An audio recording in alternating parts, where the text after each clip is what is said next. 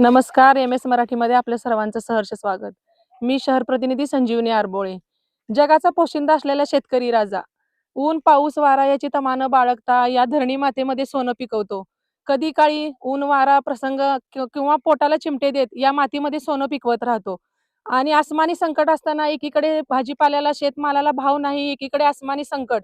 या सर्व संकटातून उभारी पुन्हा नव्याने घेत असताना एकीकडे या धरणी मातेतून पिकवलेलं सोनं त्याचे 4 पैसे येतील हा आनंद बाळगत राहतो, तर दुसरीकडे मात्र त्याचा हातातोंडाशी आलेला घास हिसकावून घेतला जातो. आपल्यासोबत शेतकरी राजा आहे, आपण त्यांच्याशी संवाद साधणार आहोत. नेमकं काय प्रकरण आहे आपण त्यांच्याकडूनच जाणून घेणार आहोत. बाबा काय सांगाल, नेमकं काय घडलेलं आहे? काय हे रात्रंदिवस आपदून आम्ही पिकवलं. पीक आता म्हणजे चालू झालं, एक 8 दिवस सुद्धा चाललं नाही तोवर तर ते कुणीतरी येऊन रात्रीच तारा कापल्या, सगळा मांडव आमचा झोपला. पीक काय होतं शेतामध्ये? भोपळा आहे भोपळा. हे नेमकं कधी घडलं? हे 3 दिवस झाला आज. मग तुम्हाला कधी समजलं? सकाळी तोडाय आल्यावर. माल चालू झाला होता का? हा माल चालू आहे ना. रात्री तोडून गेलोय 6 वाजेपर्यंत आम्ही. आणि सकाळी रात्रीचं पाणी लावलं पाट येऊन आणि सकाळी तोडाय आलो तर पडलेलं दिसलं. साधारणतः किती खर्च झाला होता त्याला? 4-1 लाख रुपये खर्च झालाय हो. 4 लाख. हो. साधारण उत्पन्न किती झालं असतं सर? 10-1 लाखाचं उत्पन्न होतं आमचं शेवटपर्यंत. 5-6 महिने चालतो फड. तुम्ही अर्धलीने केलं का? अर्धलीने केले आम्ही. कोणाचा संशय धरता, कोणाची नावं घेता? अज्ञाताने केलं? अज्ञातानं केलं म्हणायचं आपलं. बरं. आता साधारण मग आता काय कसं उभारी का? आता बाकी तर राहिले थोडं एवढं पडले मध्येच पडले सगळं. हा मध्येच पडले, बाकीचे दोन्ही साईडनं राहिले उभा. बरं. पण ते आता काय तोडायला येत नाही, नाचायला येत नाही, त्यात शिरायला येत नाही. बरं. पॅकिंग केलेलं आहे सगळं ताराने वायरनं. बरं. पण तरी त्यातनं आपदून काढतोयच मला आम्ही. बरं बरं. हा.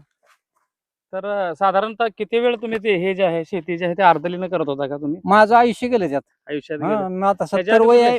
70 वय आहे. बरं. पण 70 वर्षात माझ्या वडिलापासून हीच व्यवसाय आहे आमचा, शेती. शेतीचा हा, व्यवसाय. घरचं रान थोडं असल्यामुळे आपलं लोकांची रानं करून आम्ही बरं.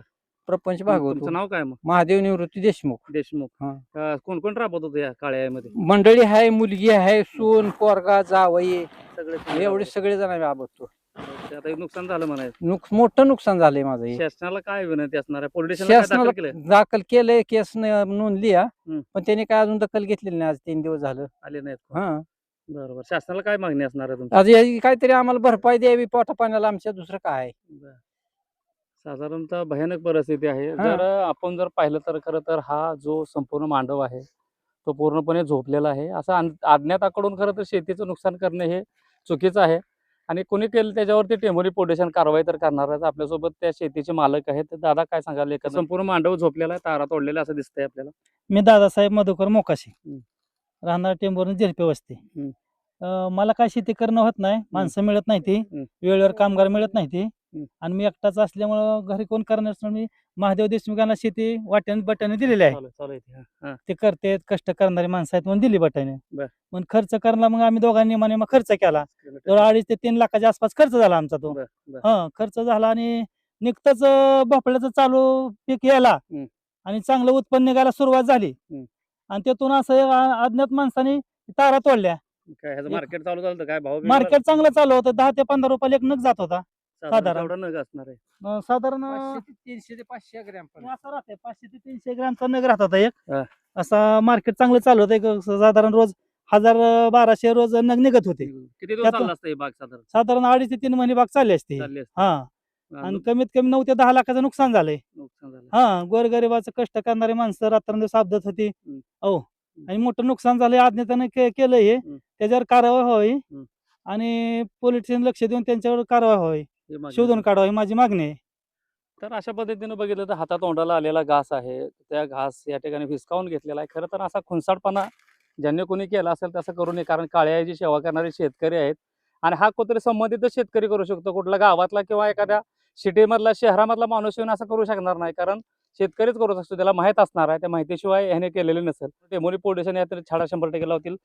काय सांगाल तुम्ही? पण या भोपळा जे लावलेला आहे याची सेवा करत होता, पाणी घालत होता, पिकवत होता. काय वाटतंय साधारण आता हे सगळं आम्हाला लय हातातोंडाला वाईट आलेलं- वाटतंय, हातातोंडाला- आम्हाला लय वाईट वाटतंय. आम्ही कधीहीच केलं नाही असलं कष्ट करून असं केलंय. कसं केलंय? हम्म. वाईट वाटतंय? मग 3 दिवस झाला आम्ही बाहेरच निघलो नाही, इथं आलोच नाही. आला नाही हम्म. म्हणजे बघून कसं तर वाटतंय. हा. बघून कसं तरी वाटलं. ह्याच्यावर किती पैसे मिळाले असते तुम्हाला? ते कोणी सांगितलं की आता 10 लाख. 10 1 लाख हम्म. रुपये मातीत गेले. हम्म.